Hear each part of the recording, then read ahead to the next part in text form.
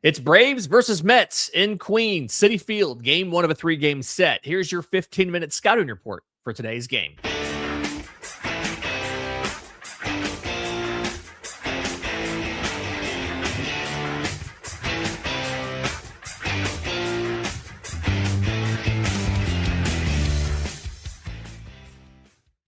Yes, this is your Braves Today Scouting Report, a production of the Belief Podcast Network and presented to you by FanDuel. I'm Lindsey Crosby. In the next 15 minutes, we're breaking down everything you need to know before first pitch.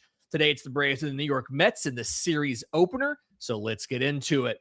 Real quick update on the weather. We should be fine today, right? They should play this game today.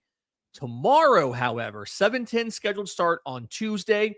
It does not look good.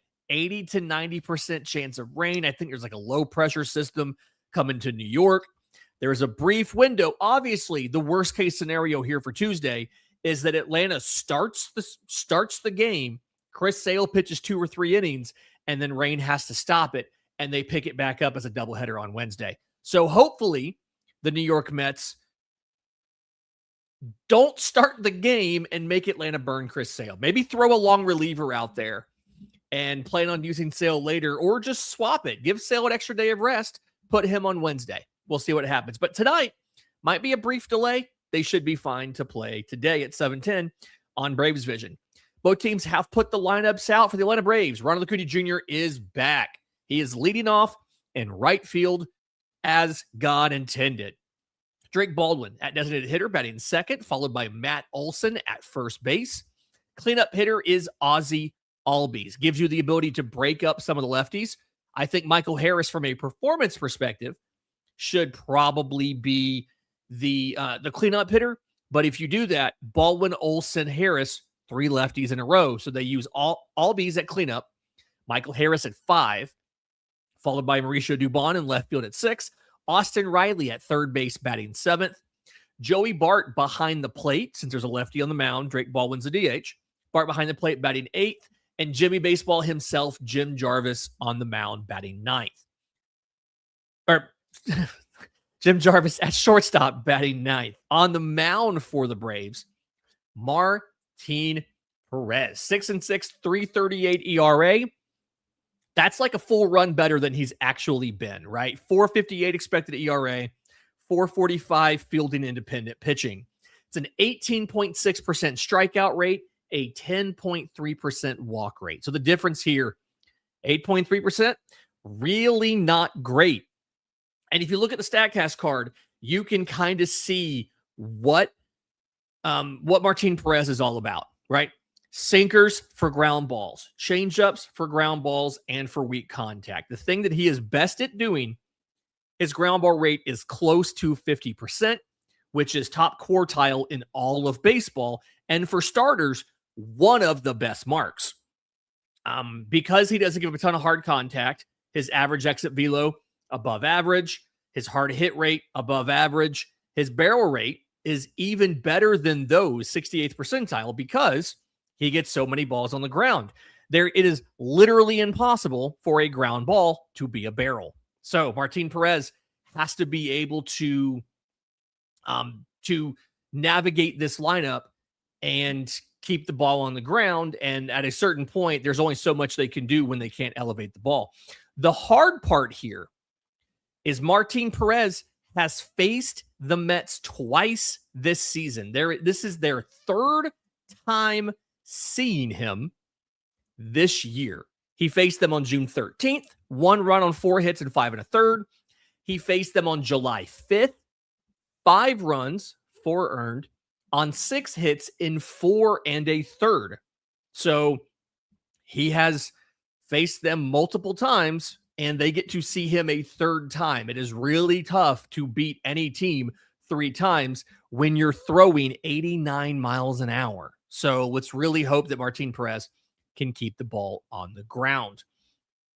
That's just kind of one of the concerns. Also, something to think about is Martín Pérez has a 2.59 ERA the first time through the order. That jumps to a 4.37 ERA the second time. So when guys see him and they're familiar with what he's doing, they have more success.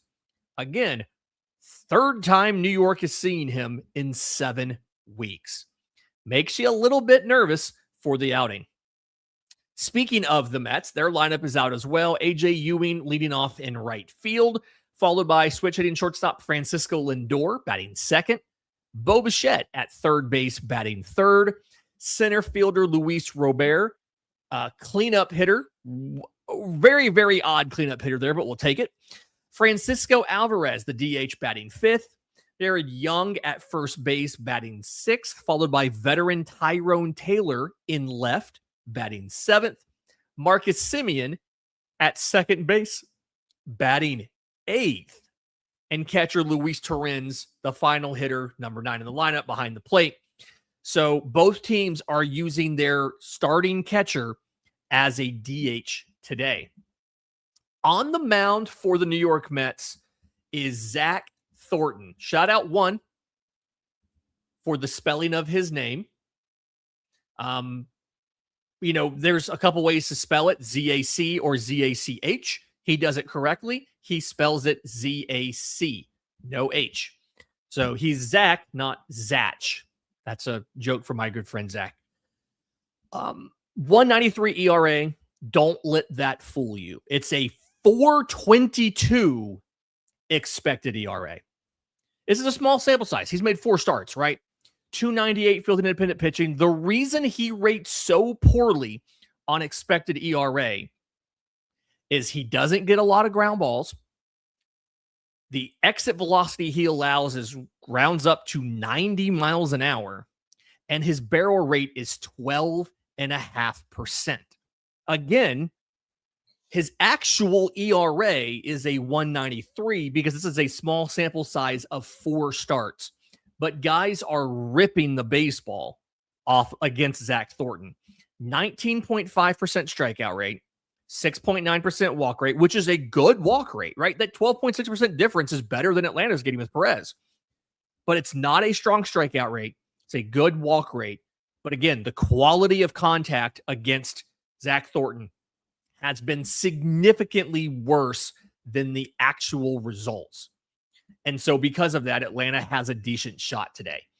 I actually went and pulled up his AAA numbers as well. And even in AAA, his expected slug was a 453, which was bottom 14% in all of the minors. The average exit velo allowed was 91. His barrel rate was over 10%, and his hard hit rate was almost 50%. He fills up the zone really well. He doesn't get a lot of swing and miss in the zone. He gives up a lot of contact in the zone. So there is absolutely a path here.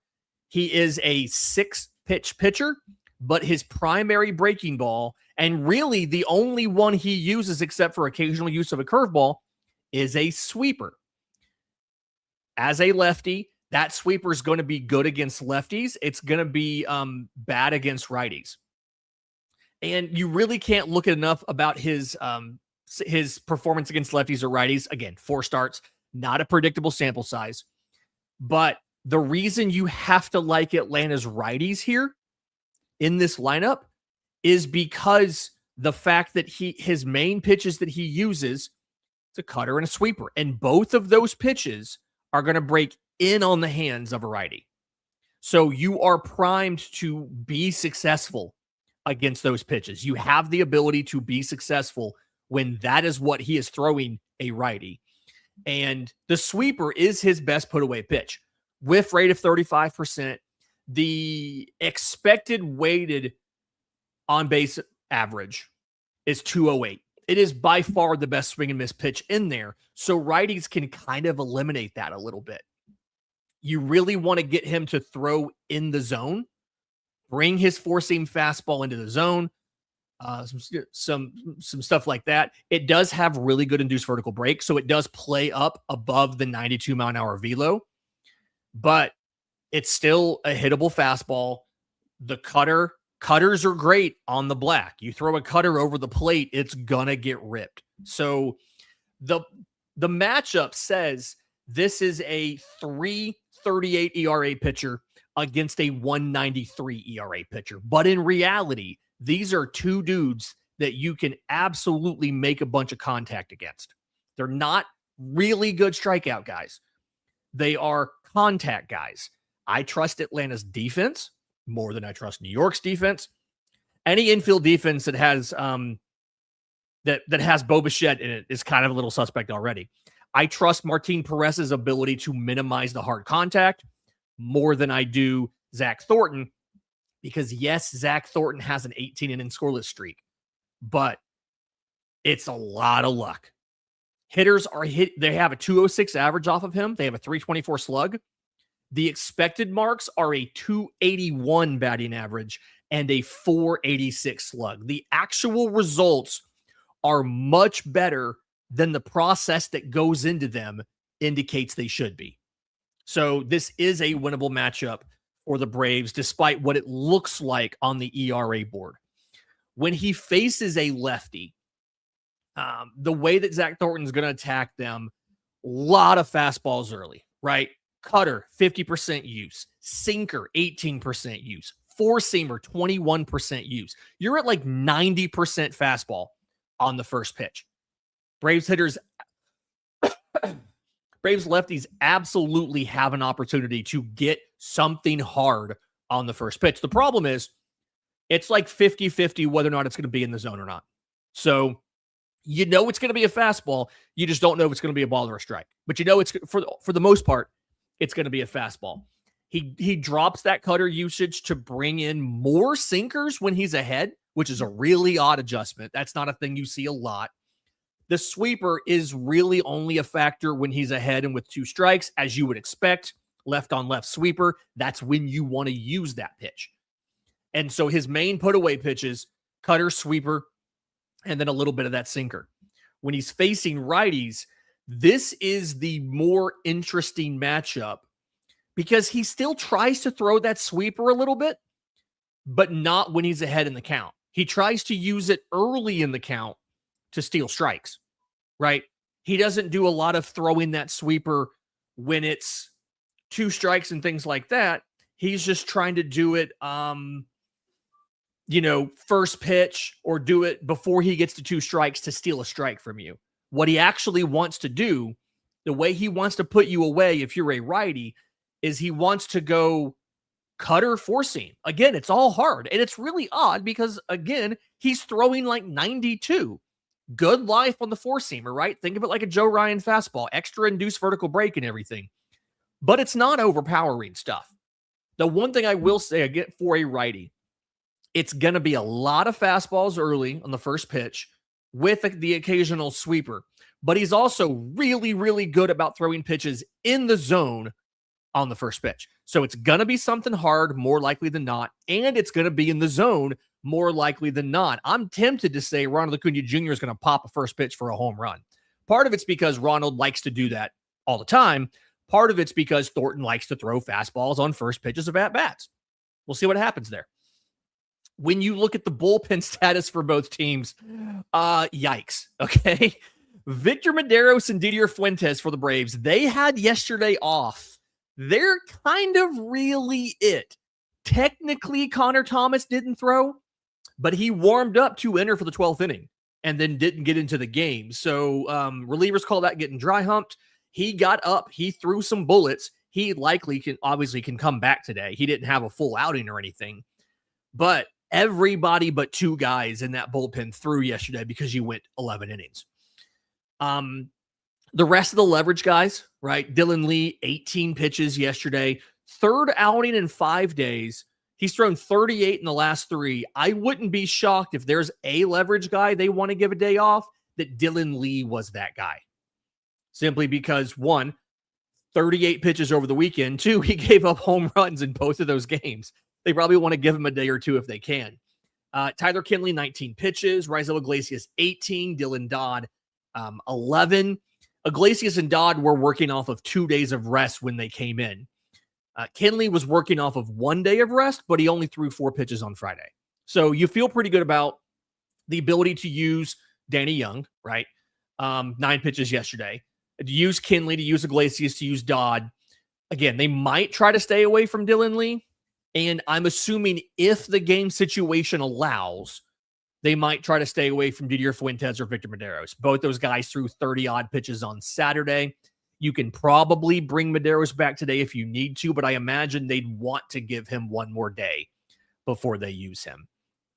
Not as bad of a situation for the Mets, but still not ideal. You look at the leverage arms, old friend AJ Minter threw on Friday. He's had 2 days of rest. Huáscar Brazoban pitched on Saturday. He's had 1 day of rest.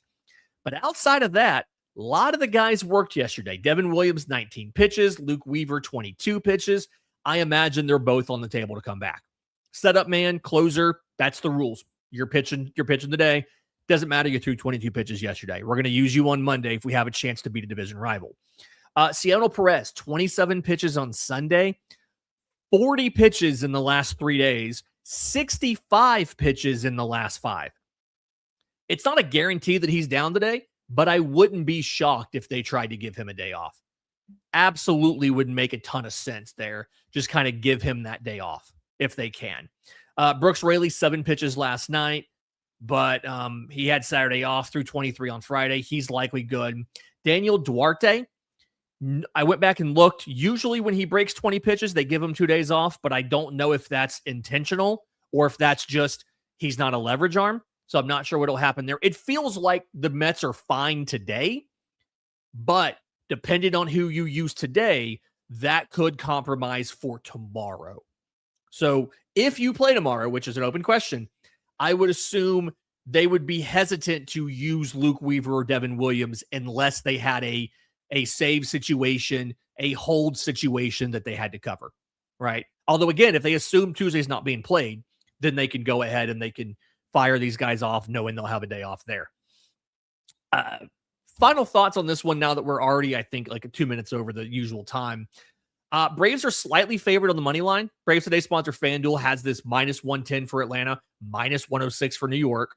Over-under is 8.5 runs. My assumption here is that whichever offense can get hard contact to fall for hits against the starter is probably the one that wins. That sounds obvious, but again, it's a 3.38 ERA pitcher against a 1.93 ERA pitcher, and both of those lines are super misleading on the numbers.